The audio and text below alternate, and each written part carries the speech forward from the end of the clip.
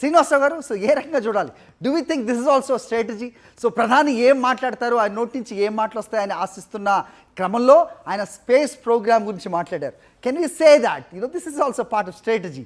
So భారతదేశం ఎంత ఉన్నత స్థితిలో ప్రస్తుతం ఉంది, పాకిస్తాన్ పరిస్థితి ఏంటి, ఒకే సమయంలో ఒకే రోజు ఒక రోజు తేడాలో స్వాతంత్రం వచ్చిన ఈ రెండు దేశాలకు ప్రస్తుతం మన దేశం ఎక్కడ ఉంది, పాకిస్తాన్ ఎక్కడ ఉంది అనేది కూడా అన్వయించుకోవచ్చు అనేది కూడా ఒక మెసేజ్ తెలుస్తోంది. Do you admit? Please give us a sense.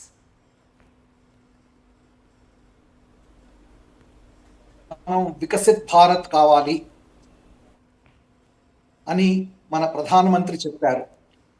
ఆ దిశలో మనం ప్రయాణిస్తున్న సమయంలో అందరికీ jobs, education, health care, infrastructure, roads, water, electricity, alternate sources of electricity అన్ని రంగాల్లో మనం ముందుకు వెళ్తున్నప్పుడు మనల్ని ఆపడానికి ఇటువంటి ప్రయత్నాలు చేస్తున్నారు. So that we are distracted from our progress. We are heading towards becoming third largest economy in this year or next year. And we are going to be the major power in the world.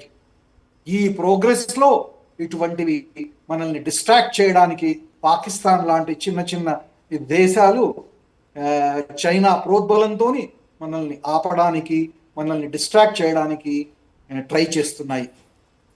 మన దేశ ప్రధాని ఆయన long term vision 2047లో మనకు ఎక్కడ ఉండాలో అనేది చెప్పారు, అక్కడికి తీసుకువెళ్తారు.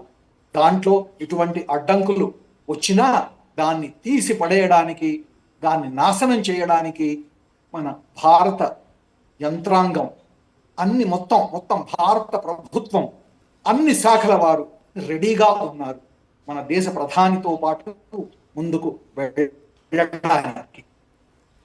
శ్రీనివాస్ గారు, ఇంకోటి చెప్పండి సార్. ఇప్పుడు జైషే మహమ్మద్, ఇంతకుముందు నేను చెప్పినట్టుగా I broke the news, Masood అజర్కు చావుదబ్బని చెప్పాలి. ఆయన అనుచరులతో పాటు కుటుంబ సభ్యులు కూడా భారత్ చేసిన దాడిలో హతమయ్యారు అనేది మాట్లాడుతున్నారు. డోంట్ యూ థింక్ సో ప్రపంచ దేశాలు, అగ్రరాజ్యం కూడా ఈరోజు భారత్కి ధన్యవాదాలు చెప్పాల్సిన సమయం ఇదిగా చూడాలి? ఇక హఫీజ్ సయీద్ మిగిలి ఉన్నాడు, సో అతన్ని కూడా వేటాడాల్సిన అవసరం ఉంది. సో ఇంతకుముందు పెద్దలు మీ ఓటు వాళ్ళు చెప్పినట్టుగా సో ఉగ్రవాదులందరినీ తరలించేశారు, ఈ దాడిలో చేస్తారు అనే ఒక సమాచారంతో అని చెప్తున్నారు.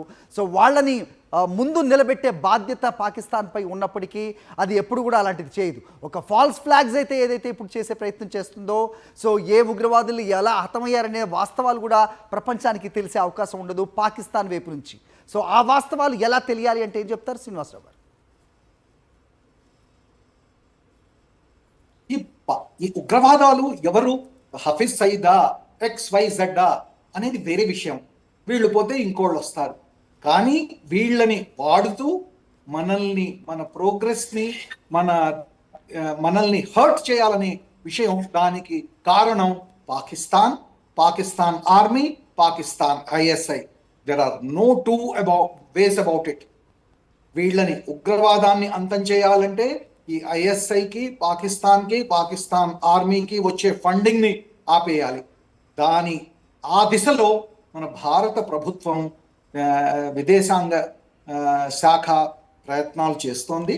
మన నిర్మలా సీతారామన్ కూడా దీంట్లో మిలాన్లో ఉన్న ADB మీటింగ్లో కూడా చెప్పారు, వాళ్ళకి డబ్బులు ఇస్తే అవన్నీ ఈ టెర్రరిజంని ప్రోత్సహించడానికి, వెపన్ సిస్టమ్స్ కొనడానికి, లేకపోతే బలూచిస్తాన్ లోని ఫ్రీడమ్ ఫైటర్స్ని అణగపెట్టడానికి వాటికే ఉపయోగపెడతారు. కానీ వాళ్ళు చెప్పేవి ఏవి ఇంతవరకు వాళ్ళకి ఇచ్చిన డబ్బులు వాళ్ళ ప్రగతి కోసం కానీ, వాళ్ళ పూర్ పీపుల్ని అప్లిఫ్ట్ చేయడం, పావర్టీ నుంచి ఎలివియేట్ చేయడానికి కానీ వాళ్ళు వాడలేదు.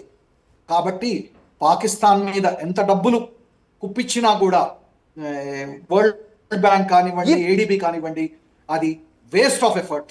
ఈ పరిస్థితుల్లో శ్రీనివాసరావు గారు ప్లీజ్ ఎన్లైటన్ us. ఈ పరిస్థితుల్లో ఒక్కసారి మనం 22 ఈ పెహల్గాం దాడి తర్వాత మొట్టమొదటిసారిగా భారత్ చేసిన చర్యను చూడాలంటే ఇండస్ వాటర్ ట్రీటీ ఏదైతే ఉందో దాన్ని సస్పెండ్ చేశాం. IMFకి అభ్యర్థనిచ్చాం మనం, పాకిస్తాన్కి వాళ్ళు ఇవ్వదలిచిన రుణం $7 బిలియన్ ఏదైతే అప్రూవ్ అయిందో అది ఇవ్వవద్దు అనేది వాళ్ళకి చెప్పాం. ఆ తర్వాత దౌత్యపరంగా అగ్రదేశాలతో చర్చించాం. నిన్న రష్యన్ ప్రెసిడెంట్ ప్యూటిన్ కూడా మనకిచ్చిన మద్దతును చూసాం. సో ఇవాళ పాకిస్తాన్ అంతర్జాతీయ సమాజం ముందు ఏ రకమైన ప్రకటన లేదంటే దీన్ని ఎదుర్కొంటామని చెప్పడానికి కూడా లేని పరిస్థితిని మనం క్రియేట్ చేయగలిగాం. సో ఈ స్ట్రాటజీస్ అన్నిటి నేపథ్యంలో నెక్స్ట్ ఏమై ఉండబోతుంది అంటే ఏం చెప్పొచ్చు? Of course I'm not trying to speculate. మనది భారత ప్రధాని ముందే చెప్పారు లాంగ్ టర్మ్ స్ట్రాటజీ ఉండాలి అని.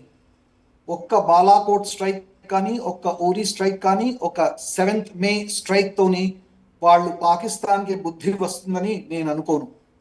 వాళ్ళని అన్ని విధంగా స్ట్రాంగులేట్ చేసి వాళ్ళ cost of interference in our affairs in Jammu and Kashmir and in hinterland has to be, they have to realise that. ఇన్నాళ్ళు వాళ్ళు అనుకున్నారు భారతదేశం ఏమీ చెయ్యదు, కొన్నాళ్ళ తర్వాత ఆగిపోతుంది, టీవీ డిబేట్స్ అవుతాయి, దాని తర్వాత ఏమీ చెయ్యదు, మిగతా వాళ్ళు వాళ్ళకి ఇది పాకిస్తాన్కి హెల్ప్ చేసి డోంట్ ఎస్కలేట్ అంటారు. అది ఎస్కలేషన్ కాదు, 99లో అయినట్లు అనుకున్నారు. కానీ ఇది న్యూ భారత్, ఇది మోదీ గారి భారత్, ఇది మనందరం అనుకున్న భారత్. వాళ్ళకి దెబ్బ కొట్టడానికి వెనుకంజ వేయం. వాళ్ళు పెహల్గాం చేశారు, దానికి they have to pay the price for that. Right, new India, వీళ్ళు న్యూ ఇండియా ఎక్కడ ఉన్నా వాళ్ళను నాశనం చేస్తాం. వాళ్ళనే కాదు, వాళ్ళకి ఫండ్స్ ఇచ్చి, వెపన్స్ ఇచ్చి, ట్రైనింగ్ ఇచ్చి, స్థావరాలు ఇచ్చి వాళ్ళని ప్రొటెక్ట్ చేస్తున్న పాకిస్తాన్ని దెబ్బ కొట్టే వరకు వాళ్ళు ఇది కుక్క తోక వంకర అయినట్లు వాళ్ళు స్ట్రైట్ కారు అని నా పర్సనల్ ఒపీనియన్.